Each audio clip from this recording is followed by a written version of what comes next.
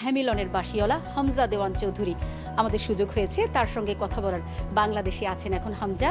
বাংলাদেশ দলের সঙ্গে তার এখন পরবর্তী মিশন ভারত। আমরা কথা বলবো হামজার সঙ্গে। ভারতের সঙ্গে ক্রুশিয়াল ম্যাচ, এই ম্যাচ নিয়ে কি পরিকল্পনা করেছেন যদি বাংলায় জানতে চাই, এবং ভারতীয় দল সম্পর্কে কতটুকুন আইডিয়া আছে আপনার? আসসালামাইকুম। আমরা জানি বড় ম্যাচ আছে ইন্ডিয়ার সঙ্গে, বহুত বারের প্রেশার আছে, বাট আমরা টিমের মাঝে আমরা কম আছি, এক্সাইটেড আছি, আমরা প্ল্যান আছে, সো ইনশাল্লাহ আমরা উইন করবো। হামজা, সুনীল ছেত্রী এই ম্যাচের জন্য ফিরেছে, তার বয়স এখন 40, সে আপনার চাইতে অনেক অভিজ্ঞ। তো তার খেলা কি দেখেছেন, এবং তাকে নিয়ে, তাকে আটকানোর, সবাই বলছে যে এই ম্যাচটা হামজা ভার্সেস সুনীল ছেত্রী, তাকে নিয়ে কি কোনো পরিকল্পনা করেছেন বা তাকে কিভাবে মোকাবেলা করবেন?